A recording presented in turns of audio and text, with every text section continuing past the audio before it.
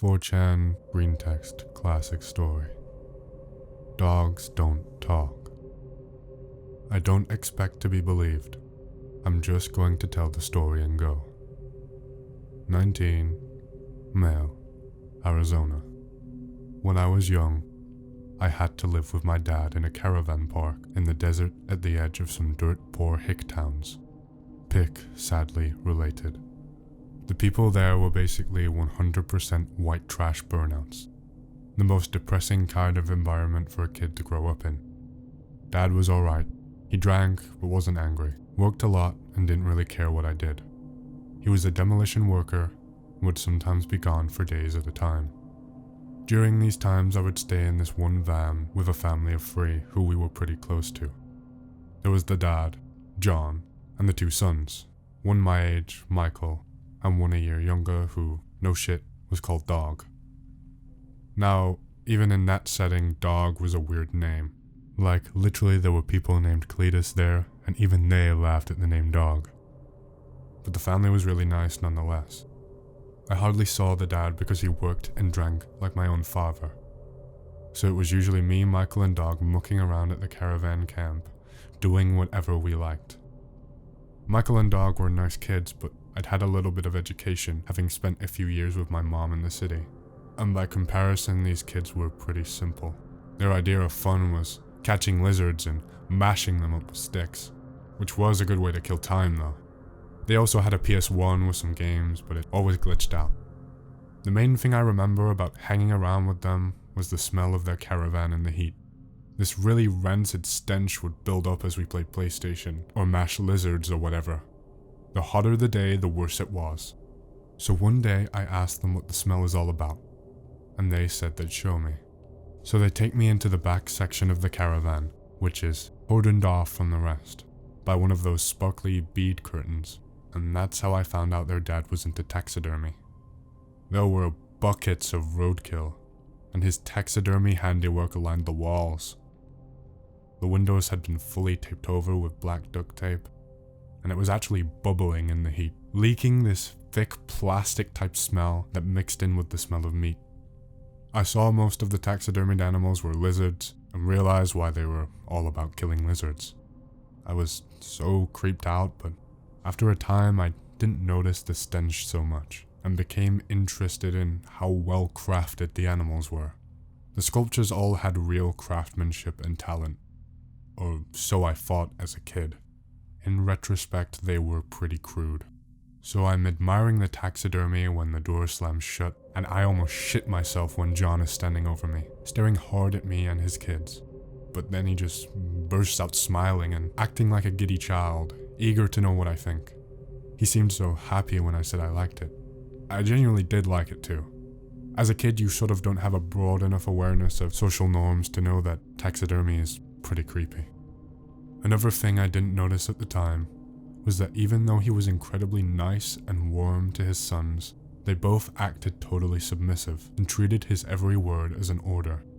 When he asked if I would like a beer, for instance, they both said yes sir in tune and rushed to the fridge. But he just laughed and they were smiling, so I didn't suspect anything was wrong. That night we made a small fire outside and we all got drunk. Me, Michael, and Dog were kids, so it didn't take much. We huddled around the fire as John enthusiastically started telling us the story of how Dog was born. He'd had a truly beautiful mother, he said, who loved Michael more than the world. Michael didn't remember his mother, and the story made him sad.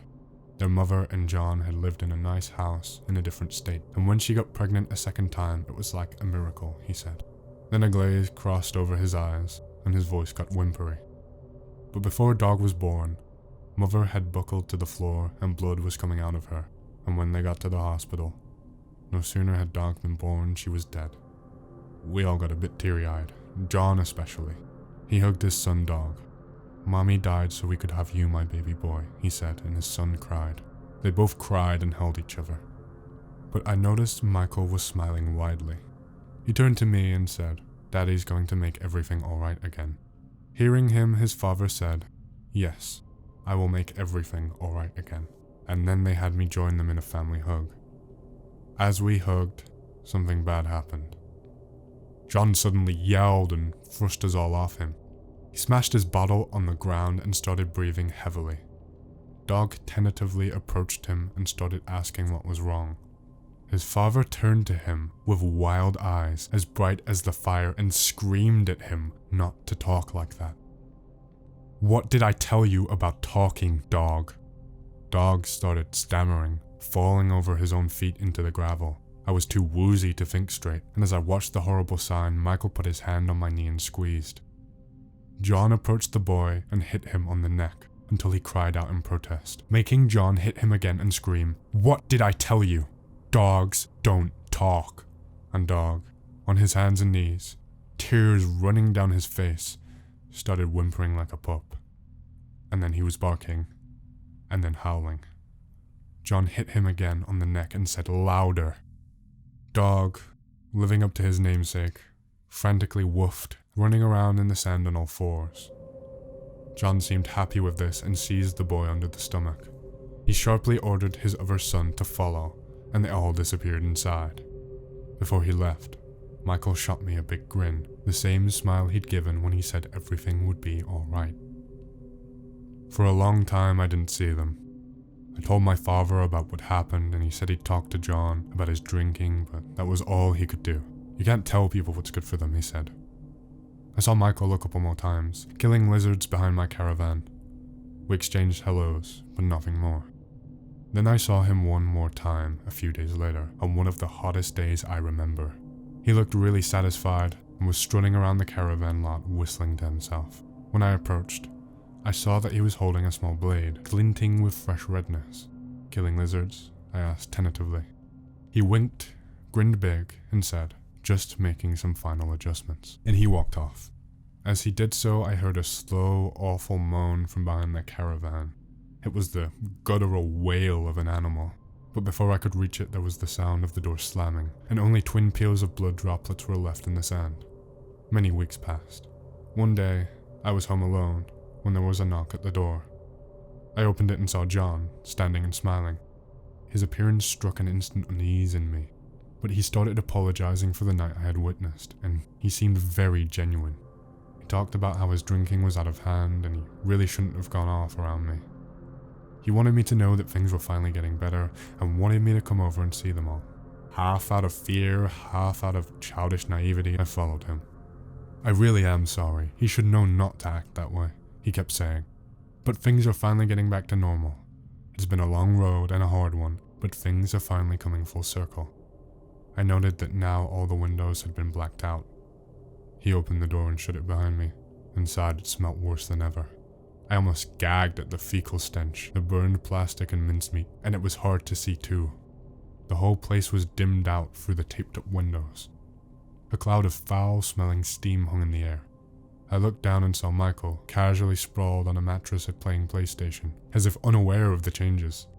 He was excited to see me. "Hey man, things have gotten so much better.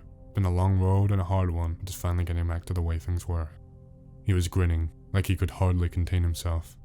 Him and his father kept exchanging sneaky smiles. I noticed he was wearing a shirt and pants many sizes too big for him. "Who's up for a beer?" he announced. His dad jokingly responded, "Yes sir, man of the house," and bent down to get some cans out. Michael shot me a look like we were both in on a big joke. I tried to ignore the noises coming from behind the bead curtain, but he sensed it on me and said, "Wait till you see it." Our brand new dog. Michael passed through the curtains in few steps. I felt John press a cold beer into my hand and his palm against my back, pushing me through the beads and into the taxidermy room. The smell was all-pervading. Bowls of meat lay around the floor, some visibly glistening with maggots. The buzzing off flies half melted into the window and filled the place. And in the corner of the room, overlooked by the stuffed heads of the animals, was a kennel. The rest was like a fever dream. Michael's voice was insonorous and far away as he said, "Out, dog, out." John stood in the corner, pride swelling in his face, and then it was shuffling out of its kennel, one paw after the next. The brand new dog.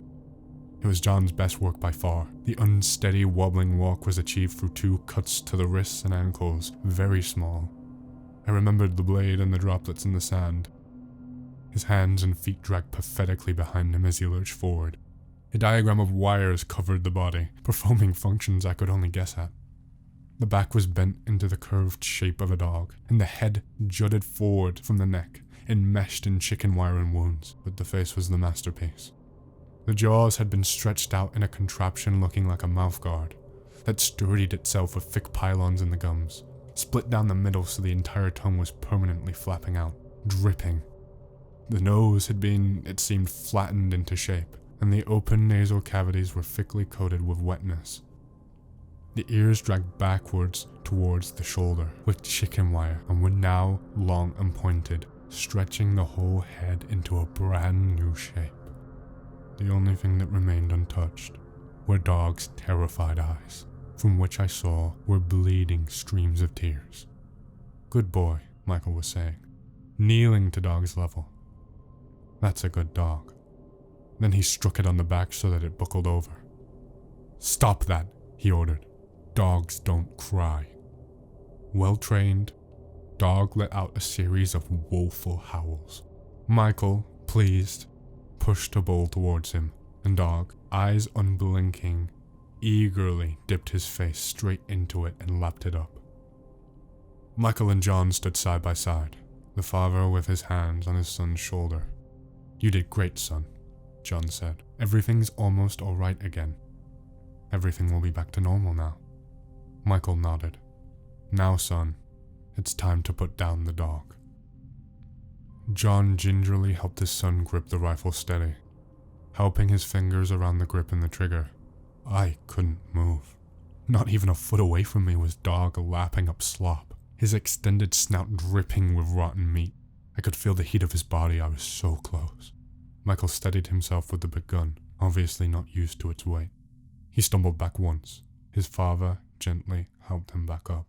I couldn't feel my own body anymore, only the smell, the heat, the dog. That's it, John was saying, helping his son to aim. "Dog," Michael clicked. "Come here, boy." With horrible slowness, Dog turned on his spindly legs towards his brother. As Michael crooned, good boy," the most awful sound emanated from somewhere inside the dog's throat. The gurgled sound of attempts at human speech in between half-formed barks and whimpers. As the blast exploded through the air, I passed out. When I came to, the gunpowder smell was still heavy in the air. I groggily took in the scene. A lumpen mess on the floor that had once been Dog, John beaming at it, and Michael looking for once strangely serious, as if something had occurred to him just too late. As I slowly began twitching my fingers, urging any sort of movement out of my deadened body, John placed a hand on his son's shoulders and said, "It's finally over, son. It's back to the way things were." For a moment, Michael looked at him, confused. Then he suddenly struck his hand hard with the butt of the gun against the wall. There was an audible crunch. My leg twitched. John looked genuinely hurt and went to grab the gun off his boy, but he yanked it out of reach. "Son, what are you—" "Stop that," Michael screamed. "Don't do that." I began to inch across the floor, pushing my deadweight body with weak leg thrusts. John lurched forward forcefully. "Give it to me, you little cunt." There was a second blast, and John fell to the ground, screaming and hollering. Thick black smoke and a new, richer texture to the flesh smell wafted out. His whole foot was gone. Wasting no time, Michael leapt upon him on all fours, brandishing the little blade from earlier. John was crying and yelling as I pushed myself out of the doorway. Working fast, Michael carved through the Achilles tendon in his left ankle, which loosened with a slight pop. John screamed again. I pushed through the jangly bead curtain. There was the sound of wrestling in the room and more screaming. "Son, for fuck's sake, stop this!" As I hobbled, half paralyzed onto my knees, and opened the door I heard for the last time. "Stop that. Dogs don't talk." The caravan was gone within days. My father didn't know what to believe when I tried telling him the story. I was delirious from shock and had to be taken to the hospital. When my mother found out about the night spent at hospital, she flew in to take me back. I spent the next 7 years systematically forgetting certain things about my time with my father. I managed to pick up at school after a long time spent as a suspected mute or something. Even made friends eventually. I receive a little correspondence from my father. He remains at the same caravan park to this day. One day I got a call from him, saying a young man had been by asking for me. He was sad to hear that I no longer lived there. He asked to leave a message, which goes as follows. Dear Anon, it's been 15 dog years since we last met, but just wanted to let you know, hey all bitches still kicking. I've made some big improvements since you last saw her. Hope everything's alright with you too. I never heard of him again.